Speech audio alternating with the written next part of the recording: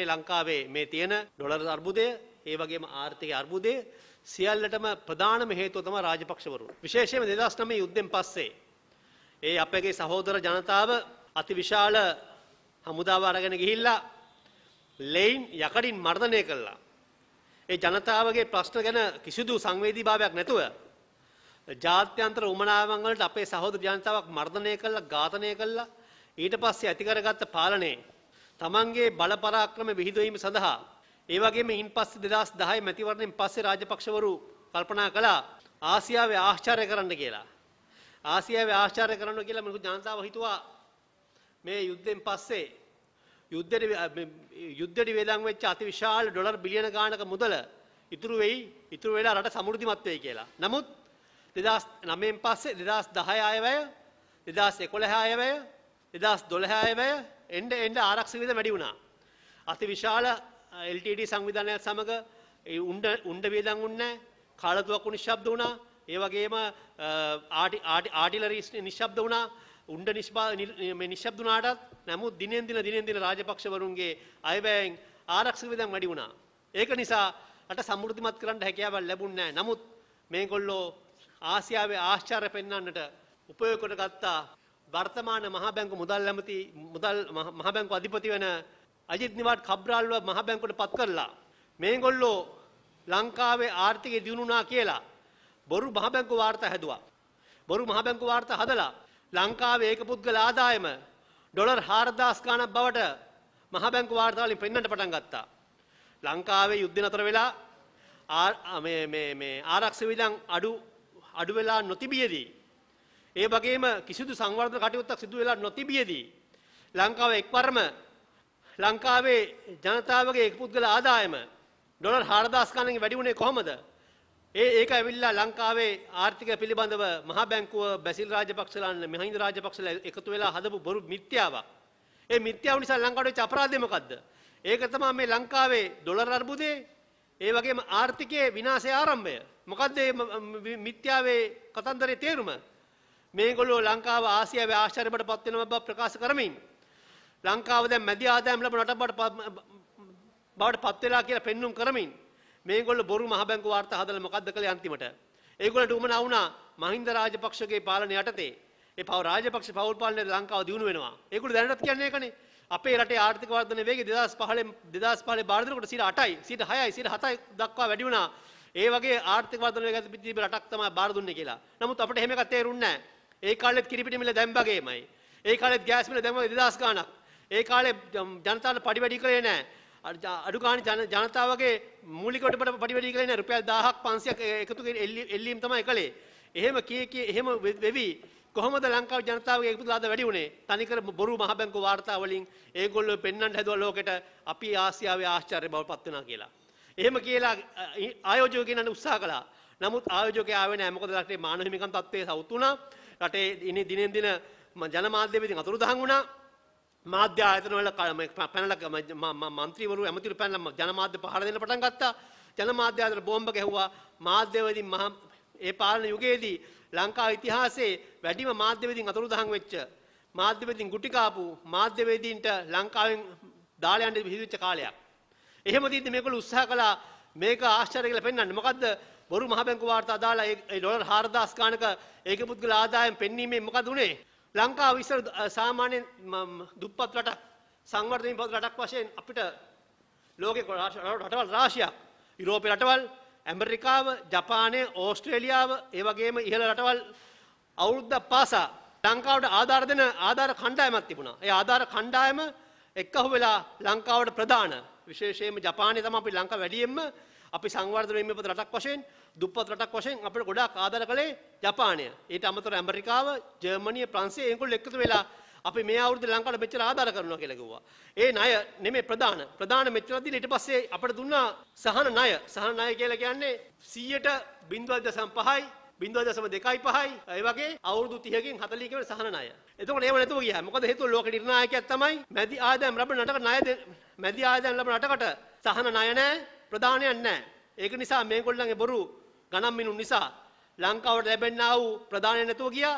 ලංකාවට ලැබෙන්නා වූ සහන ණය නැතුව ගියා. ඊට පස්සේ මේගොල්ලෝ මොකද්ද කළේ? මේගොල්ලෝ ඒකෙන් ජාවාරම් පටන් ගත්තා. මොකද්ද හේතුව? චීනයේ එක්සිම් බැංකුව හරහා අති විශාල පොලියට ණය ලබා ගන්න පටන් ගත්තා. 7-8 පොලියට කෙටි කාලේ ණය. ඒවැ මේගොල්ලෝ කොමිස් මුදල් ගත්තා. ඒවත් එක්ක තමයි මම ලංකාවේ මේ අර්බුදය ඇති වෙලා ලංකාව ණය බරෙන් පීඩිත බවටපත් වෙන්න පටන් ගත්තේ. ඒක නිසා මේ ලංකාවේ ණය අර්බුදයට, ලංකාවේ ඩොලර් හිඟයට, ලංකාව මේ විතර ණය බරක් වෙන්න ප්‍රධාන හේතුවක් වශයෙන් අපිට සඳහන් කරන්න පුළුවන් රාජපක්ෂලාගේ දුර්දාන්ත අශිෂ්ට පාලනය. රටකනේ නොහිතා තමන්ගේ පවුලේ ආදායම් ගැන හිතලා, තමන්ගේ පවුලේ ජාවාරම් ගැන හිතලා ලංකාව බොරු මහ බැංකුවේ බොරු සංඛ්‍යාලයකට දක්වලා ලංකාව විනාශ කළා. ඒක තමයි මේ දැන් ලංකාවේ දැන් තියෙන තත්ත්වයට. මොකද හේතුව බොරුවට ලංකාව උඩ දාලා ලංකාවට ලැබෙන තිබිච්ච ආධාර, ලංකාවට ලැබෙන ප්‍රධාන නැතුවක නැති කරලා දාමු රාජපක්ෂ පවුල තමන්ගේ ජාවාරම තමන්ගේට ලැබෙන කොමිස් මුදල් බව කල්පනා කළේ. ඊට අමතරව 2010න් පස්සේ ශ්‍රී ලංකන් එයාලයින් කියන 1977 ඉඳලා 2004 වගේ කාලේ වෙනකම් ශ්‍රී ලංකාවේ තිබිච්ච ශ්‍රී ලංකන් එයාලයින් එක පාලනය කළේ අපේ රජය. ඒ රජය පාලනය කරනකොට ඒ කාලේ වෙනකොට ශ්‍රී ලංකන් එයාලයින් එක අතිවිශාල පාඩු ලැබමින් ලංකාවට අතිවිශාල බරක් වෙමින් පැවතුණා. එහෙම තිබියදී 2010 වගේ කාලෙදී මහින්ද රාජපක්ෂ මහත්තයා තමන්ගේ පවුලේ කට්ටිය එයා විදේශ සංචාරයේ කාලේ එනකොට ඒ කාලේ රටගෙන කල්පනා නොකර සාමාන්‍යයෙන් ඕනම විදේශ සංචාරයකට 150ක 200ක වගේ සම්පූර්ණ ගුවන් යානය පුරවගෙන කට්ටිය යනවා. ගුවන් යානය පුරවගෙන කට්ටිය ගිහිල්ලා ඒ රටේ තියෙන 7 ස්ටාර් හොටෙල් නතර වෙනවා. නතර වෙලා ලංකාවට අතිවිශාල පාඩුවක් කරනවා. කෝටි ගණන් බිල් ගෙවනවා. ඒ බිල් ගෙවලා තමයි මේ ලංකාවට මේ හානිය වෙලා තියෙන්නේ. ඒ වගේම එකපාරක් සුදුසුකම් නැතුව නාවික හමුදාවට බඳවගත් තමන්ගේ පුතා මහා බ්‍රිතාන්‍යයේ නාවික හමුදා අභ්‍යාස ආයතනයක පුහුණුවකට අරිනවා. කවුද? මහින්ද රාජපක්ෂ මහත්තයා. ඒ පුහුණුව අවසන් වෙලා එයාගේ පාසින් අවුට් එක තියෙනවා එංගලන්තේ. ඒ පාසින් අවුට් එකට මේගොල්ලෝ 150ක් විතර ලංකාවෙන් පිටත් වෙලා යනවා. පිටත් වෙලා ගිහිල්ලා ඒ පාසින් අවුට් එක ඉවරලා ලංකාවට එන්න හදන ගුවන් යානයක් නැහැ. ඒතකොට ඒ වෙනකොට ශ්‍රී ලංකා එයාලයින් එක පාඩු ලබන නිසා අපි එමිරේට්ස් ආයතනයට දීලා කළමනාකරණය කරන්න අවුරුද්දකට කෝටි 440ක් ලාභ ලබන ආයතනයක්. ඒ වගේම ලංකා ආණ්ඩුවට අතිවිශාල බදු මුදලක් ගෙවන ආයතනයක්. පස්සේ රජින්වාස් ගුණවර්ධන එතකොට ඒ කාලේ අධීක්ෂක මන්ත්‍රීවරයා මහින්ද රාජපක්ෂ අගසව්වා. මේ දවස්වල තරහ වෙලා දෙගොල්ලෝ දැන් රණ්ඩු වෙනවා. දෙගොල්ලෝ ගතු කියා ගන්නවා. දෙගොල්ලෝ කරපු වංචාවන් ගැන කියනවා. රජින්වාස් ගුණවර්ධන ශ්‍රී ලංකා එයාලයින් එකේ පීටර් හිල්ට කතා කරලා කිව්වා අපිට ප්ලේන් එකක් යවන්න ලන්ඩන් ඉඳලා ලංකාවට ප්ලේන් එකක් තියෙනවා. ඒ ප්ලේන් එකේ ඉන්න කට්ටිය ඔක්කොම බස්සලා අපිව දාන්න කියලා. පස්සේ කිව්වා අපේ ගුවන් යාන සමාගමේ කලින් ටිකට් වෙන් කරගත්ත කාවක්වත් අපි එහෙම බස්සන්නේ අපිට මේ වෙලාවට ප්ලේන් එකක් දෙන්න බෑ කියලා කිව්වා. ඒකත් එක්ක මොකද උනේ? තමන්ගේ පෞද්ගලික ප්‍රශ්නයන් නිසා මෙච්චර ලාභ ලැබපු එමිරේට්ස් ආයතනය, ඒ ශ්‍රී ලංකන් එයාලයින් එමිරේට්ස් තමයි කළමනාකරණය කරන්නේ. අපේ රටේ අවුරුද්දකට කෝටි 440ක් ලාභාංශ ගෙවන ආයතන බඩපත් වෙලා තිබුණා. එහෙම තියෙද්දි මහින්ද රාජපක්ෂ මොකද්ද කළේ? ශ්‍රී ලංකන් එයාලේ ලංකාවට ඇවිල්ලා පීටර් හිල්ගේ ඕස්ට්‍රේලියානු ජාතිකයෙක් වීසා කැන්සල් කරලා ලංකාව පිට වෙන්න කියලා මහා දේශප්‍රේමී කතා කළා. ලංකාවට අපිට ගුවන් යාන සමාගමක් ඕනේ කියලා ශ්‍රී ලංකන් එයාලයින් එක පවර ගත්තා. ශ්‍රී ලංකන් ලයින් එක පවර ගත්තාට පස්සේ මොකද වුනේ? දැනට දවසකට කෝටි 20ක් පාඩුයි. ගුවන් යානයක් ඇහැට දැකලා නැති, ගුවන් යාන ගමනක් ගිහිලා නැති, ගුවන් යාන ගැන අහලවත් නැති මේ රටේ දුප්පත් මිනිහ හිටන් දවසට කෝටි 20ක් ඔක්කොම පාඩු වෙනවා. මේ ඊට වල එයා බස් ගනුදෙනුවෙන් අතිවිශාල හොරකමක් කළා. ඒ හොරකම් පිළිබඳව හිටපු මහින්ද රාජපක්ෂ ඥාතියෙක් වන හිටපු ශ්‍රී ලංකා සමාගමේ විධායක නිලධාරී කපිල චන්ද්‍රසේන මහතා වංචා කළා. එයා බස් ගනුදෙනුව කළා. ඒකෙන් අතිවිශාල ගාණක් මේ හොරකම් කළා. ඒ වගේම දැනට වෙන පහුගිය කැබිනට් මණ්ඩල අනුමැතියක් අරගෙන කෝටි 10000ක් ශ්‍රී ලංකන් එයාලයින් වෙනුවෙන් මේ යන පාඩුවේ පියවගන්න කැබිනට් මණ්ඩලය අනුමත කළා දුන්නා. අද කිරිපිටි ගෙන්න ගන්න ඩොලර් මිලියන 50ක් නැති රටේ කෝටි 10000ක් කැබිනට් එකෙන් අනුමත කරලා දෙනවා ශ්‍රී ලංකන් එයාලයින් පාඩුව. ඒ ශ්‍රී ලංකන් එයාලයින් ඒ පාඩුව කවුරු හින්දාද? මහින්ද රාජපක්ෂ හින්දා. මේ රටේ හැම සමස්ත මිලියන 222 ජනතාවම මේ පාඩු වෙන්නේ, පාඩු විදින්නේ මහින්ද රාජපක්ෂලාගේ සුඛෝපභෝග ජීවිතවල වන්දි ගෙවන්නේ. ඊට පස්සේ ශ්‍රී ලංකන් එයාලයින් පවර ගත්තාට පස්සේ මොකක්ද උනේ? ඒගොල්ලෝ යන්නේ හැම සමුළුවකටම ඉන්න කොල්ලෝ බල්ලෝ ඔක්කොම දාගෙන ගිහිල්ලා 150 200ක් පිට රටවල දවස් ගණන් තියාගෙන ඉන්නවා. පිට රටවල ගුවන් තොටුපළ වල හිටියට පස්සේ ගුවන් තොටුපළ නැවැත්වීමේ ගාස්තු වශයෙන් මිලියන ගණන් ගෙවන්න වෙනවා. ඒ වගේම තරු පන්ති 7 පන්ති හොටල් ඉඳලා මිලියන ගාණක් ගෙවන්න වුණා. අන්තිමට ලංකාවට ලෝකෙ වටේ ගිහිල්ලා හැම සමුළුවටම 200ක් විතර එකගෙන ගිහිල්ලා අද ලංකාවට ඩොලර් කෝටි ගාණක ණයකාරයෙක් බඩපත් කරලා තියෙනවා. මේ ණය බරෙන් 80ක් 85ක් මේ ඩොලර් හිඟයට ඒ වගේම රටේ ආර්ථික විනාශ වෙන්න හේතු වුණේ රාජපක්ෂ පවුල කියන එක මම පැහැදිලිවම කියනවා. ඒක නිසා මේ එක ආණ්ඩු වලට නිදහසින් පස්සේ ආණ්ඩු වලට හේතු වුණා කියන එක හැමෝම ණය ගත්තා. ණය වලින් ප්‍රතිශත වැඩ කළා දින ලංකාවේ. නමුත් රාජපක්ෂ පවුල තමයි ණයගත්ත වලින් 10%ක වැඩ කරලා නැතුව තමන්ගේ සාක්කුවට දාගත්තේ. ඒ වගේම තව අති විශාල දූෂණ සංඛ්‍යාවක් සිදු වෙලා තිනවා. ඒක නිසා මම මේ අවස්ථාවේ කියන නීතිඥවරයෙක් වශයෙන් දැන් හොඳම උදාහරණය තමයි GSC+ 2010 GSC+ ලංකාවට ලබා දෙන්න යනකොට GSC+ වලින් ලංකාව විශේෂයෙන්ම අපනයනය කරන යුරෝපයට අපනයනය කරන බාඩු භාණ්ඩ වලට බඩු භාණ්ඩ 2000 ගානකට වගේ බදු සහනයක් ලැබෙනවා. ඒ බදු සහනය ලැබෙන්නේ අනිකුත් රටවලට නැති ලංකාවට ලැබෙන GSP+ කියන එක. අනිකුත් රටවල ලැබෙන්නේ නැතුව ලංකාවට දෙන්නේ අපි සම්මුති 27ක් අසන චන්ද්‍රිකා යුගයේදී ජාත්‍යන්තර සම්මුති බර ගන්නට අස්සම් කළා තියෙනවා.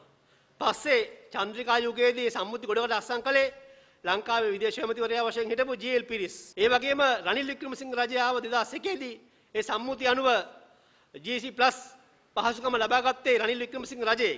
එතකොට ඒ GSP+ සාතිකය ලැබුණාට පස්සේ අපේ ලංකාවේ බඩු භාණ්ඩ මොකද හේතුව අනික් රටවල් අහනවා ලංකාවට ඇයි ඕගොල්ලෝ GSP+ දෙන්නේ අපිට දෙන්නේ නැතුව කියලා. එතකොට ඒගොල්ලෝ කියන යුරෝපයේ මිනිස්සු කියන දෙයක් තමයි යුරෝපයේ පාලකෝ කියන දෙයක් තමයි ලංකාව ජාත්‍යන්තර සම්මුති 27කට අස්සම් කරලා තියෙනවා. මොකද යුරෝපයේ මිනිස්සු මේ සම්මුති වලට අස්සම් කිරීම සම්බන්ධ සලකා බලනවා. ඒ මිනිස්සුන්ගේ බදු මුදලින් නඩත්තු රාජ්‍යයන් ඒ බදු මුදල් මේ අයින් කිරීමේදී යම් යම් රටවල් මානව හිමිකම් තත්ත්වයන් ජාත්‍යන්තර සම්මුති තත්ත්වයන් අස්සම් කරලා තියෙනවා කියලා බලනවා. එහෙම තියෙන එකක් නිසා තමයි ලංකාවට ඒගොල්ලෝ බදු සහනයක් දෙන්නේ. අනික් රටවල් වලට අපි සාධාරණීකරණය කරන්න ඕනේ අපේ රටට GSP+ දෙන්න හේතුව මොකද්ද කියලා. මහින්ද රාජපක්ෂලාගේ කලින් පාලන කාලෙත් GSP+ අහිමි වුණා. අහිමි උනේ මොකද හේතුව මේගොල්ලෝ මානව හිමිකම් කඩ කිරීම, මාධ්‍ය වේදින පහර දීම, මාධ්‍ය ආයතන වල ගිනි තැබීම, ඒ වගේම ත්‍රස්තදලකින් පරිදි සම්බන්ධ ප්‍රශ්න, ඒ වගේම ජනතාව නිදහසින් ඉන්න දෙන්නේ නැතුව 18 වන සංශෝධනය ගෙනල්ලා අධිකාරීවාදී පාලන ගති කර ගැනීම. එතකොට ඒ GSP+ අහසු වෙන වෙලාවේ මොකද මහින්ද රාජපක්ෂ කිව්වේ අපේ රටේ භෞමික අඛණ්ඩතාවයට ස්වාධීනත්වයට GSP+ වලින් හානි වෙනවා. අපි ඒ GSP+ ගන්න නැතුව අපේ රටේ භෞමික අඛණ්ඩතාවයට ස්වාධීනත්වයට හානි වෙන්න දෙන්නේ නැතුව අපි GSP+ නැති වුණත් අපිට කමන්නේ අපි චීනේ ණයක් ගන්නවා කිව්වා. අන්න ලංකාවට නොමිලේ ලැබෙන තිබුණු ඩොලර් බිලියන ගානක වාසියක් අයින් කරගෙන ඒ පාඩුව පියව ගන්න චීන ණය ගත්තා. චීන ණය ගන්න මේගොල්ලෝ හරි කැමතියි. මොකද චීනේ 7ට 8ට ණය ගත්තාන් පස්සේ 2ක 3ක කොමිෂන් එකක් ගත්තත් කෝටි ප්‍රකෝටි ගාණක්. ඒක නිසා ඒ වගේ GSP+ අහුසි කරගෙන මේගොල්ලෝ ඒ වෙලාවෙත් ලංකාවට ලොකු ද්‍රෝහිකමක් කළා. මොකද GSP+ වලින් ඇඟලුම් කර්මාන්තේ ඩොලර් බිලියන 2ක් එනවා. ඒ වගේම සුළුට්ටු කර්මාන්තයෙන් ඩොලර් මිලියන් 50ක් එනවා. ඒ වගේම මත්ස්‍ය කර්මාන්තයෙන් තව ඩොලර් මිලියන් 50ක් එනවා. එතකොට ඒවත් එක්ක තමයි ලංකාවේ ජනතාවට ආදායමක් ලැබෙන්නේ. දැන්ටත් මේ අවුරුද්දේ යුරෝප පාර්ලිමේන්තුවෙන් 625ක් විතර විරුද්ධ වෙලා තිනවා ලංකාවට දෙනවට.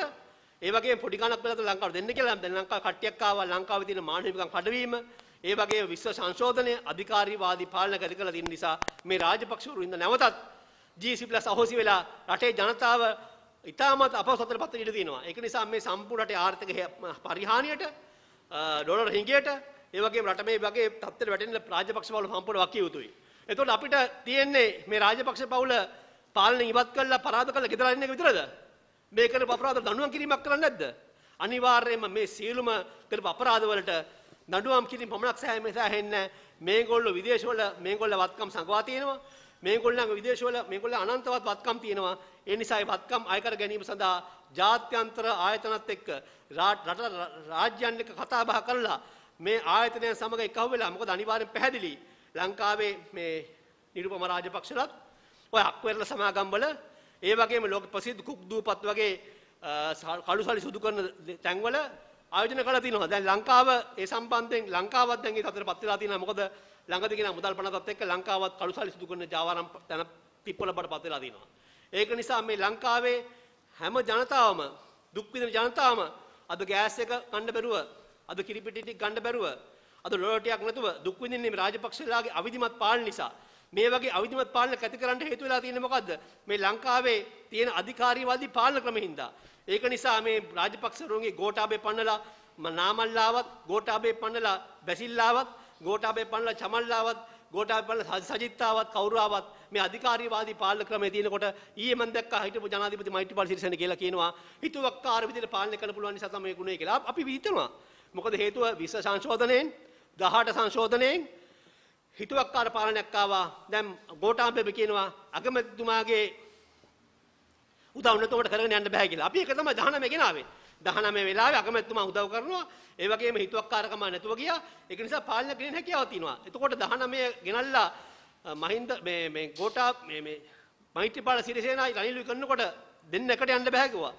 දැන් ඉන්නේ අයියා මල්ලි ඒත් එකට යන්න බෑ. අපි කියන්නේ මේ විධායක ජනාධිපති ක්‍රමයට රට අසාර්ථකයි.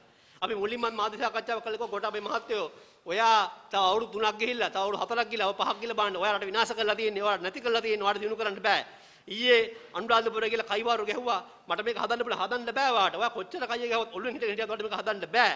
දැන් ඔයාට මහින්ද රාජපක්ෂ පිස්සු ඇවිල්ලා. මොකද්ද හේතු පිස්සුව? මහින්ද රාජපක්ෂත් මොකද්ද කළේ? ව්‍යාපෘති හදා නම් ගහන එක. දැන් ඊයේ ගෝඨාභය රාජපක්ෂ ක්‍රිකට් ක්‍රීඩාංගණයක් හදලා දැන් තිබුණා. මොකටද මේ ක්‍රිකට් ක්‍රීඩාංගණ මේ වෙලාවේ? මේ වෙලාවේ ජනතාවට එදා වේල කන්න බැරුව ඉන්නවා. වේල් 3ක් කන්න ජනතාවගේ 80%කට වේල් 3ක් කන්න විදියක් නැහැ. ඒ වගේම ඩොලර් නැහැ. ඒ වගේම මිනිස්සු නන්නතරලා මිල්ලාගේ ගෝඨාභය රාජපක්ෂ ක්‍රිකට් ක්‍රීඩාංගණ හදනවා. මහින්ද රාජපක්ෂගේ අවසන් කාලේ තිබිච්ච පිස්සුව ගෝඨාභයට ඇවිල්ලා තිනවා. ඊටානිද්ද වෙනකොට ගෝඨාභය පොදු වැසිකිලි, ගෝඨාභය පාරවල්, ගෝඨාභය අතුරුමාවත්, ගෝඨාභය වැසිකිලි, ගෝඨාභය ශ්‍රමණාගාර, ගෝඨාභය ක්‍රීඩාංගණ, ගෝඨාභය කිය හැදෙයි. මොකද මම දන්නවා ඒ පවුලයාගේ මානසිකත්වය. ඒක නිසා අපි ඉල්ලා සිටිනවා මේ ඩොලර් අර්බුදයේ මේ විදේශ සංචිත හිඟකමේ ප්‍රධාන වගඋත්තර රාජපක්ෂ පවුල මම බය නැතුව කියනවා පුළුවන් නම් අජිත් නිවාඩ් කබ්‍රාල්ට මම අභියෝග කරනවා ඔයා බොරු කරලා 2000 මහ බැංකුව කලින් මහ බැංකුව ඉන්න කාලේ බොරු කළා රටේ ආර්ථික වර්ධන වේගය බොරු පෙන්නලා ඒ වගේම රටේ ජනතාවගේ ආදායම් බොරු කළා නේද මේ අමාරු වැඩන කියන එක මම ඔයාගෙන අහන්න කැමතියි. ඒක නිසා ජනතාවට තේරුම් ගන්න අපි මේ දෙන්නේ කෙලින්ම කියලා තේරුම් කරලා දෙන්නේ තවදුරටත් මේ කහකඩ ශ්‍රමණ මහණුන්ගේ බොරු කියුම් වලට අහු වෙන්නේ නැතුව. මොකද දැන් මේ ආණ්ඩුවට විරෝධ වෙනකොට මුරුත්තුට්ටි ආනන්දයි ඇල්ලේ ගුණවංශයි බොරු රංගපෑම් කළා අන්තිමට නමනවා. මම දැනගත්තා මුරුත්තුට්ටි ආනන්දයි ඇල්ලේ ගුණවංශයි කවදාකවත් මේ රාජපක්ෂල වරප්‍රසාද වලින් ගැලවෙන්නේ නැහැ කියලා. එදා මුරුත්තුට්ටි ආනන්ද හාමුදුරුවෝ නාරහෙම්පිට පන්සලට විරුද්ධ පක්ෂ වල කට්ටිය ගුරුවරු ගෙනල්ලා අන්තිමට ගුරුවරු අන්දලා ගෝඨාභය රාජපක්ෂ මහත්තයා මේ පොරොන්දු වුණා කියලා අන්තිමට ගුරු හදලා පාවා දුන්නා. ඒ වගේම ඇල්ලේ ගුණවංශ මහත්තයා ඇවිල්ලා ඇල්ලේ ගුණවංශ හාමුදුරුවෝ ඇවිල්ලා ඇල්ලේ ගුණවංශ හාමුදුරුවෝ මොකද්ද කියන්නේ?